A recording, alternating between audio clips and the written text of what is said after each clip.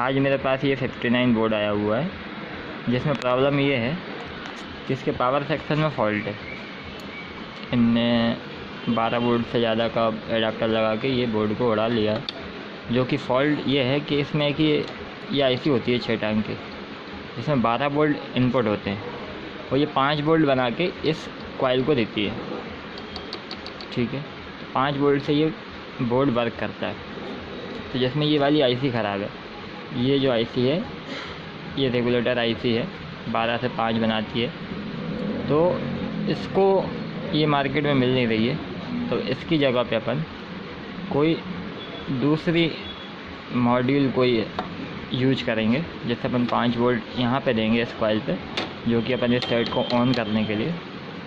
तो वो मॉड्यूल कुछ इस तरीके का आता है, ये मार्केट में आसानी से मिल जाता है। इसमें अपन 12 वोल्ट इनपुट कराएंगे, ये इन लिखा हुआ है यहाँ पे 12 वोल्ट अपन इन करेंगे और यहाँ से 5 वोल्ट अपन इसको इस कॉइल पे देंगे। तो ये अपना सेट इसको ऑन होना चाहिए। तो आइए करके देखते हैं। ये अपन इसमें मॉड्यूल लगाएंगे। मॉड्यूल देखिए 12 वोल्ट कहाँ पे आ रहे हैं, 12 वोल्ट यहाँ पे आ रहे हैं।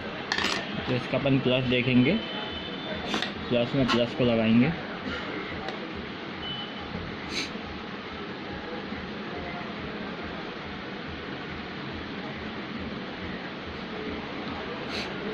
ये ग्राउंड को लगाएंगे।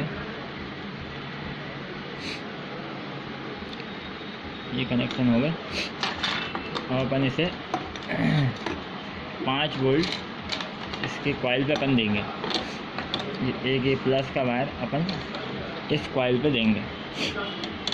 ये कॉइल पे अपन ने इसका ये वायर लगा दिया, ये लग गया। अब देखिए ये सेट को ऑन होना चाहिए। अपन ने 5 वोल्ट पे इसको सेट करके रखा है। ये एडजस्ट है, इसको अपन 5 वोल्ट पे सेट करेंगे। ये अडाप्टर लगा है, ये देखिए जिस तरह आप देख पा रहे हैं कि अपना सेट ऑन हो गया। ये यूनिवर्सल बोर्ड है, इसको अपन आसानी से रिपेयर कर सकते हैं।